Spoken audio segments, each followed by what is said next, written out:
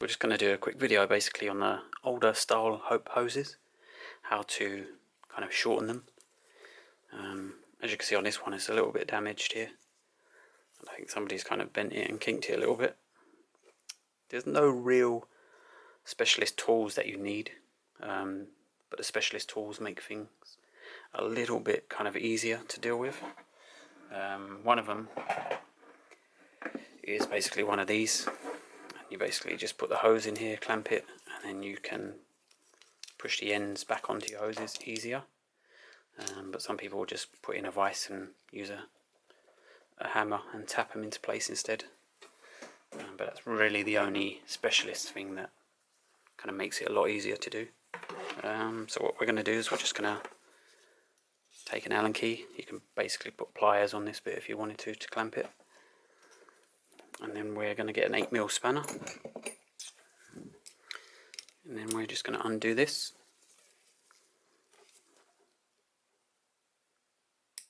Oh, that's really tight.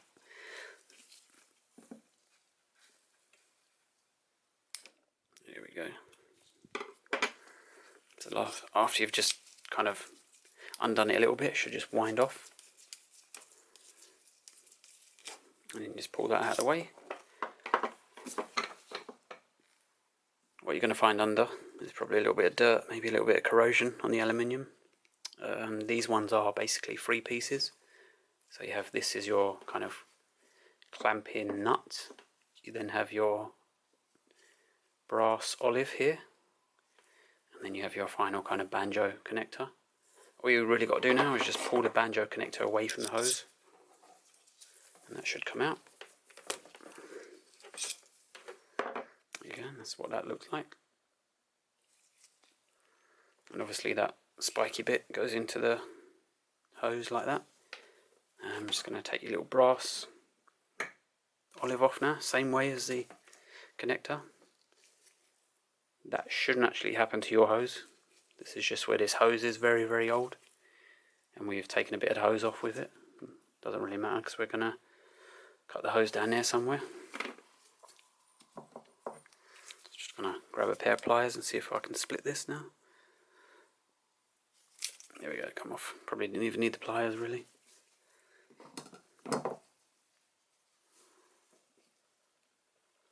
So hopefully you can see on there, there is actually a line cut into these. There you go, just about see it. So you can kind of reuse them. You haven't got to buy any of these parts again if you want to shorten your hoses. So yeah, it's a bit dirty. I would advise cleaning it because it will make it easier to put it on the hose when you've cut it. But we're going to get our hose cutters. I mean, you could use a Stanley blade for this. As long as you can do it straight, it should be okay.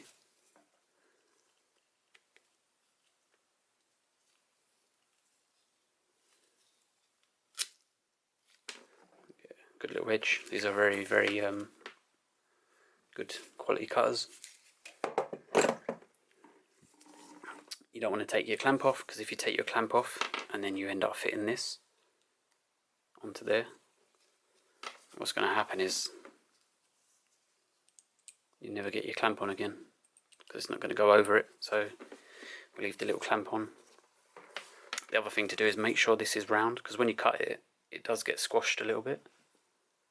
So just have a little look at it, and if you find that it's not perfectly round, just try and squeeze it into position. Try and get it round again. It's just going to help you get the brass olive back on again. Sometimes I just use the back of the cutters just to try and get it into a better shape. Not too bad.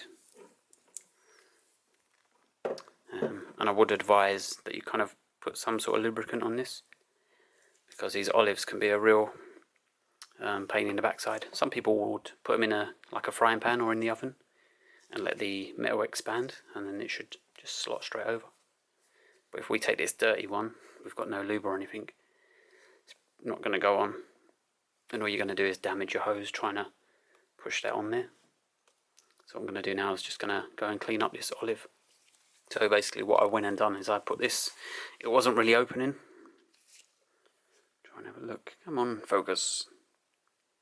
Here we go, it wasn't opening, so I've just heated it up put in the frying pan for a little while, and then I just prized it open basically with these. So we've got a big enough gap now, so that should fit straight over. It's got a little bit burnt there, but it's not too bad. If you do try and open it like that, without applying any heat, without heating it up, they're liable to just basically split and snap. I don't know if there's a better method for getting these onto the hose, but it seems that heat does the trick. So what we're going to do is take our hose again, and I have put I've put like GT85, which is the same basically as WD-40. So that's just going to slot over hopefully now. There we go, and that's really the most difficult part. We're going to take our banjo connection, and that's just going to slot into the hole.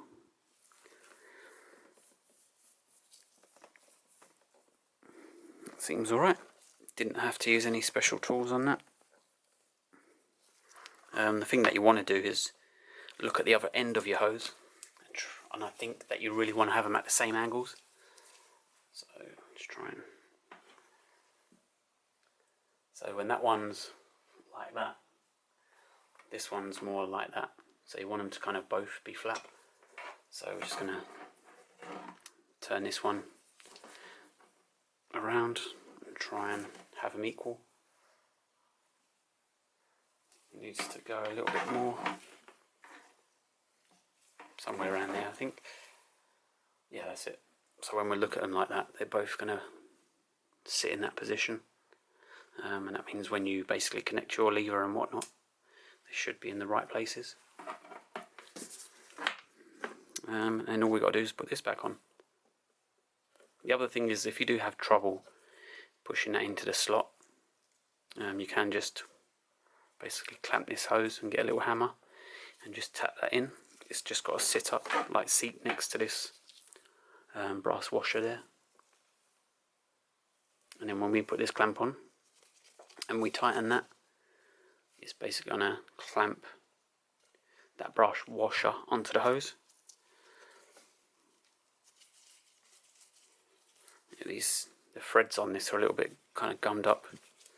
They're not too bad, but yeah, I'd prefer to give them a little clean later. And the thing with this is, just don't do it too tight. They just need to be nipped up. It's only aluminium, and if you kind of keep tightening this, it will just snap in that area there. It's probably why I hope don't use this kind of design anymore. So we're just gonna feel the brass olive kind of tightening on the hose. You can feel it moving a little bit.